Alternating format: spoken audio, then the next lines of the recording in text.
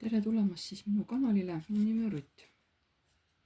Tänane teema on, kuidas ta teid vastu võtab. Enne kui me selle teema juurde läheme, vaatame, mis energiates te praegu olete. Mõelge palun enda peale, öelge mõttes oma nimi. Mõelge palun enda peale. Ja siis ma vaatan, mis energiates te olete ja siis proovige ära tunda, kas see jutt käib teie kohta. Nii.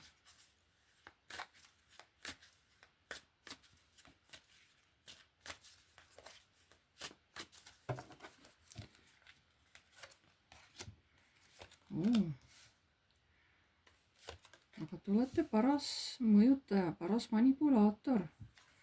Te suudate isegi päris suurt maailma enda ümber mõjutada. Te võite olla abielu inimene või olete suhtes. Praegu teil on väga palju jõudu, et mõjutada kogu oma universumit enda ümber. Te olete aktiivne, te suhtlete praegu inimestega, võib-olla aitate kedagi. Teile tuleb palju uut informatsiooni sisse, kas telefonikõnede näol või tuleb emailide näol või inimesed helistavad, tahavad teiega ühendust saada. Teil on praegu kiire.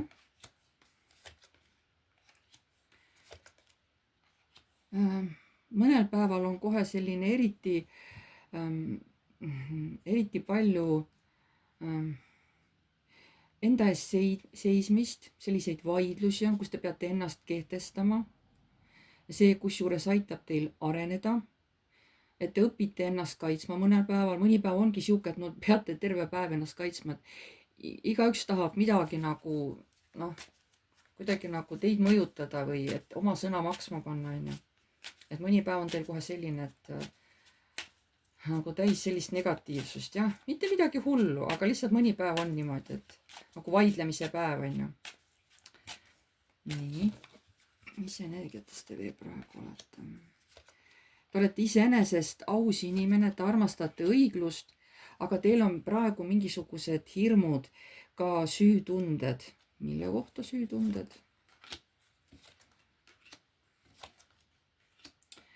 Et te tahate enda kõrvale meest, kes on mitte lihtsalt mees, vaid et kes on ka voodis mees. Jah? Nii, mis energiates veel praegu olete? Te võite inimestele otse muide asju välja öelda, ilma filtriteta. Ja see vahest toob teile natuke pahandusi ka. Inimestele ei meeldi, kui neile otse asju välja öeldakse.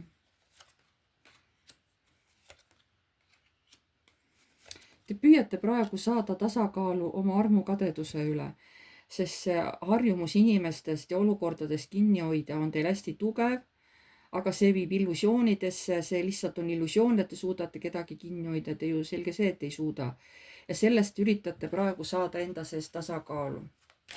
Ma ei tea, mida te selle jaoks teete, aga te üritate seda armukadedus endas nagu viia ära madalamaks, et see level ei oleks nii kõrge teil.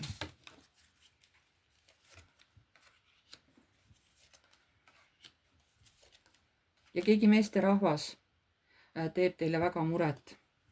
Keegi, kes kas on töötanud või töötab kuskil kas jõustruktuurides, kas on kuskil arstina tööl, kes teeb operatsioone näiteks vahepeal, ütleme aeg-ajalt või keegi on, kes on hambaarst või siis, kus on veel sõjavägi võib-olla mingis mõttes on ju. Võib-olla isegi, keegi võib-olla isegi kirjanik, kui veel hästi tahta, eks ole, et siuke terav pliiats on. Aga see mees on siukene otseütleja ja teil on praegu selle mehe pärast kas teil on selle mehe pärast hirm, aga te olete temaga ka vaielnud, olete tahtnud vaidluses peale jääda, aga kuidagi südames teeb see mees teile muret. Nii, mis energiates te praegu olete?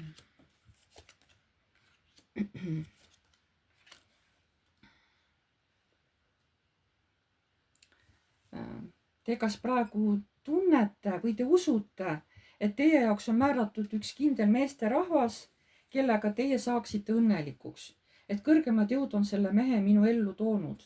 Ma ei tea, kas see mees on teil juba praegu siin olemas, teie seal infoväljas, või ta on füüsiliselt teil juba olemas, et te teate, kellest te räägite, on ju.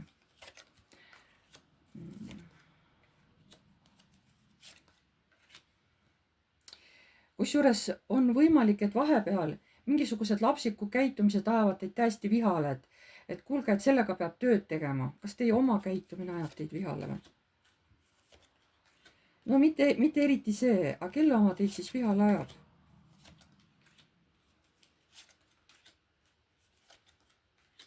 Kellegi mehe käitumine teie suhtes, kes võiks ju käituda nagu muidu nagu normaalne, aga vahest ikka viskab täitsa katuse pealt, hakkab siukse lollusi kas tegema või rääkima. Et muidu on ju nii normaalne, aga vahest keerab täitsa ära, onju. Ma räägin, et siin on naisterahvas, kes on kas abielus või suhtes. See ei ole vaba naine. Kes on vaba naine ja seda vaatab, siis ilmselt see ei ole teie ladumine. Et see naine siin on praegu suhtes või abielus. Nii.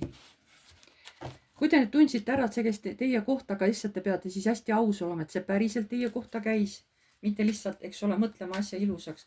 Kui tunnete, et seal midagi käis teie kohta, siis see antud video võib teile sobida. Ja nüüd vaatame, kuidas ta teid vastu võtab.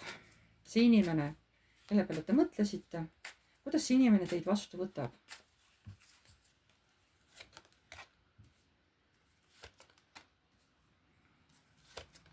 See mees muidu on üksik. Ta võib olla lahutatud. See mees on praegu iseendaga suhteliselt harmoonias, kuigi ta elab üksi. Ta mõtleb targalt oma tegusid järele. Ta on praegu harmoonias, aga ta on üksik. Kuidas ta teid vastu võtab?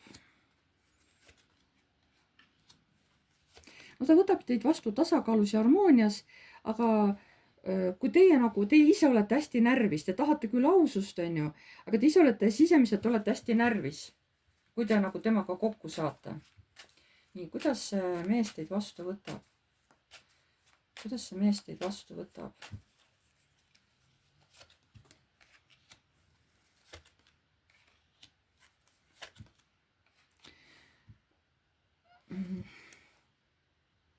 Võib-olla ta plaanib teiega kuskile sõitu.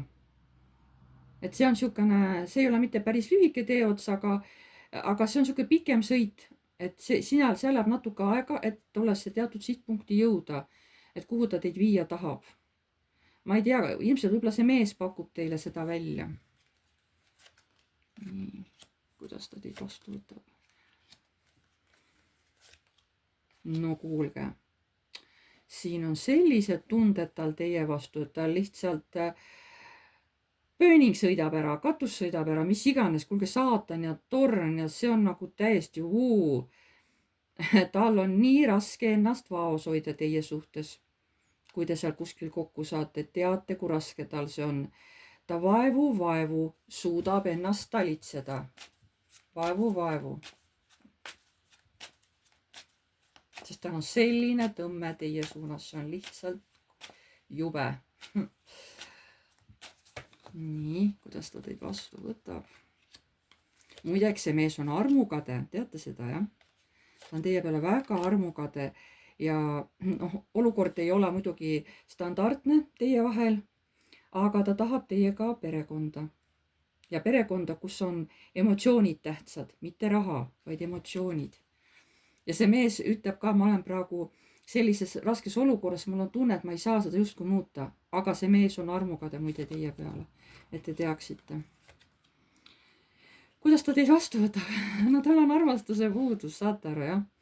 Tal on tohutu armastuse puudus, ta tunneb teie armastusest, teie puudutusest, kõigest tunneb väga puudust. Ja ta on nii kõhkleva seisukohast, sest ta ei tea, mida ta peab otsustama, mis suunas hakata nagu tegutsema teie suhtes. Ta peab plaani, ta pole veel otsustanud. Kuidas ta teid vastu võtab?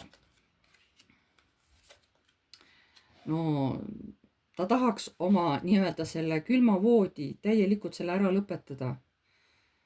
No, see on mees, kui tal ei ole naist, eks ole, siis on see külm voodi, et kedagi tal ei ole, voodielu tal ei ole. Ta tahaks selle kiiresti ära lõpetada ja minna ära abielumehe seisusesse. Ja ta süda nii valutab, ta nagu tunneb, et olete temale loodud, aga tal süda valutab seepärast, et ta ei tea, kas teie armastate teda, kas teil on tema vastu tunded. Saate aru? Kuidas ta teid vastu võtab? kui te saate kokku, siis te peate arvestama, et see mees on aus. Ta võib mõnikord täiesti ausalt midagi teilt küsida või midagi teile öelda. Siis vaadake, et te ise kaitsesse ei lähe, sest teile tundub teinekord tema ausus olevat nagu hästi otse öeldud. See on pigem ka tema enda kaitseks, sest ta tahab rääkida, tahab olla aus, et sellega ta kaitseb ka enda tagalat. Ta ei taha valetada, ta ei taha vassida, et te peate olema valmis selle mehe puhul, et tema on aus ja ta tahab nagu ausust ka teie poolt. Ta ütleb midagi ausalt teile välja, kui te kokku saate. Võib-olla tuleb mingi hästi aus jutuajamine. Nii, kui te kokku saate, kuidas ta teid vastu võtab.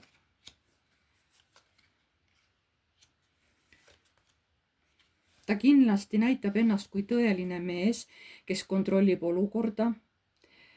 Ja ta peab mingeid piire, ta ei lase piire alla, ta ikkagi suudab ennast hoida ka vaevu, sest nähes nagu teie naiselikku ilu, ta nagu, tal on raske oma piire hoida, aga tegelikult tahaks ta üldsegi näha teid vot sellisena, nagu siin pildil on, eks ole.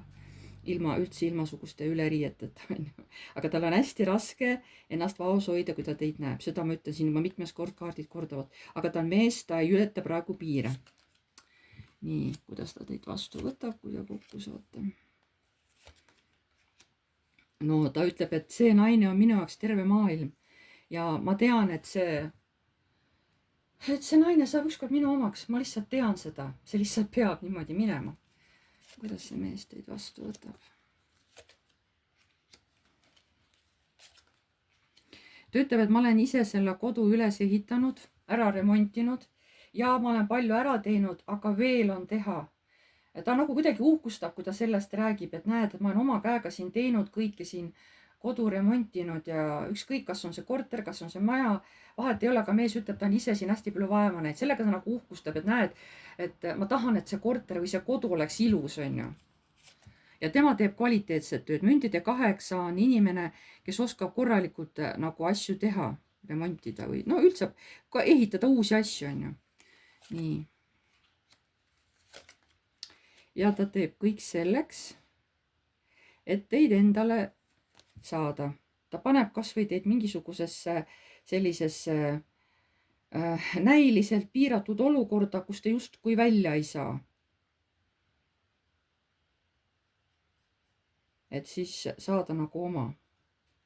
Ta ei tee seda kohe esimesel korra, kui te lähete, aga mingi hiljem, mingi korral ta kindlasti teeb, sest see mees ei ole see, kes väga kaua venitab olukorraga, kus ta tahab nagu naist endale saada. Ta väga kaua ei venita, et esimesel korral ta on viisakas, mitte ta muidu viisakas ei ole, ta on viisakas, aga lihtsalt ta nii meeletult teid armastab, et tal on lihtsalt raske teie juures, teist käsi eemal hoida, saate aru? Ja et jah, nii, kuidas ta teid vastu võtab?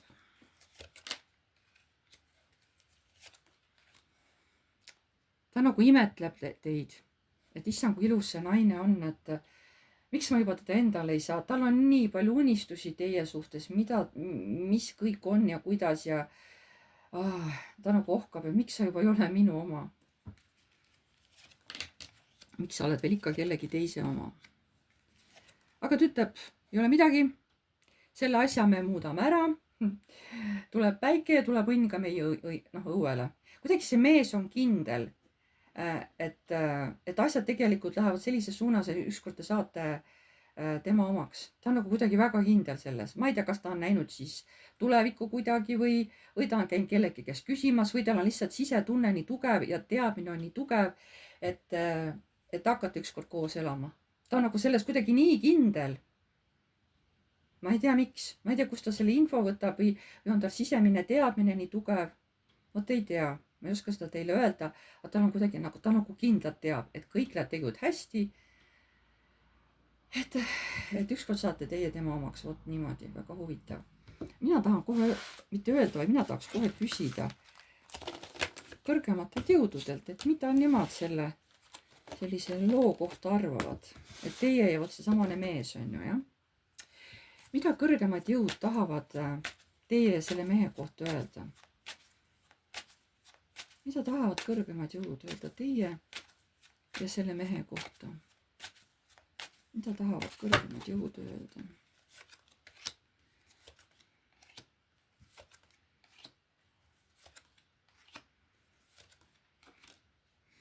Ja see olukord tõesti laheneb, aga kõigepealt ei tohi nagu kiirustada, ei tohi rapsida tühja, tuleb esialgu ikkagi kindlat piiri pidada, teatud piiridest ei tohi üle astuda, asja tuleb kontrollida, tasa ja targu tuleb tegutseda ja muidugi tuleb seal ka selliseid nägelusi või selliseid väikseid ütlemisi tuleb, aga lõpp on nagu tõesti harmooniline.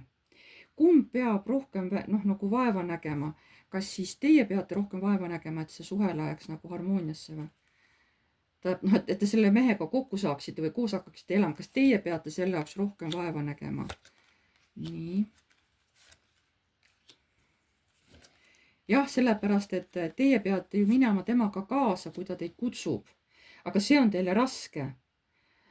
Sest te ei tea, muidugi te kardate ka, sest te ei tea, kuhu see suhe selle mehega lõpuks viib, on ju. Et kui ta teid kaasa kutsub.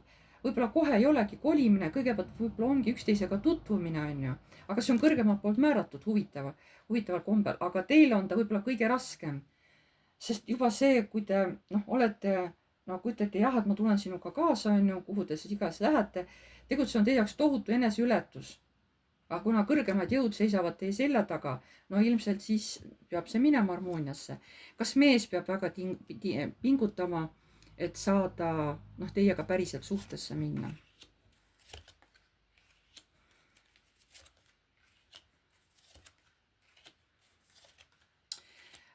Temale on see omamoodi raske, mitte nii raske millegipärast kui teile, aga samas ta näitab, kui tähtis teie temale olete, te olete temaks terve maailm ja see tee, mida ta käima hakkab, teiega on midagi täiesti uut ja ta tõesti väga igatseb teie järele ja tema peab natuke pingutama, mitte väga palju, aga temal on asi, et ta ei tohi väga kauaks ootama jääda, ta peab tegutsema kiiresti, väga kauaks nii-öelda moljutama jääda, see mees ei tohi. Aga miks? Sest muidu jääb ta sellesse olukorda kinni, et saatan ja kui ta nagu sellele impulsile saatan ei reageeri, siis see olukord ei muutugi, siis ta jääbki lihtsalt sihukese tupikseisu sellepärast, et see mees peab siin kasutama oma julgust ja oma kiirust. Sest tema jaoks ehk teie ja mõlema jaoks on aeg võtmesõna. Sest temal on oht, et kui ta ei kiirusta, siis ta selle õige aja, mis oli määratud teie jaoks, et see aktiveeruks, ta magab selle maha ja siis ta jääb sellesse nagu lõksu kinni. Sest kuigi tal on tohutu tõmme teie suunas, siin on saatan, on ju, siin on armukadedus, siin on ma ei anna sind mitte kellegile, on ju. Ta peab sellest välja tulema, et kui ta tahab teid endale saada, ta peab kiirustama oma sees otsuste tegemisega teie suunas. Saate aru? Nii et tegelikult siin on kõrgemad jõud täiesti teie suhte poolt. See on huvitav, et kaardid kohe niimoodi tulid välja. Siis järelikult teil on kõrgemalt poolt määratud koos elada.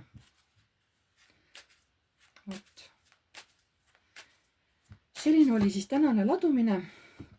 Ma tänan teid kõiki, kes te vaatasite, pange like, kui teile meeldis. Kirjutage kommentaar, kui te soovite.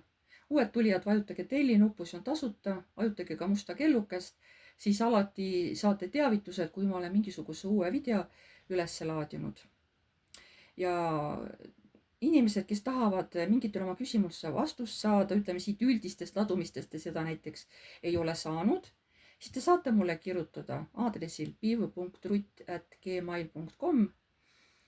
Seal saame leppida kokku päeva ja täpse kellaaja, et millal siis teha Messengeris videoseanss, eks ole, ja video teel siis saate küsida oma küsimusi ja mina siis vastan kaartidega, nii nagu ma oskan teile vastata, eks ole.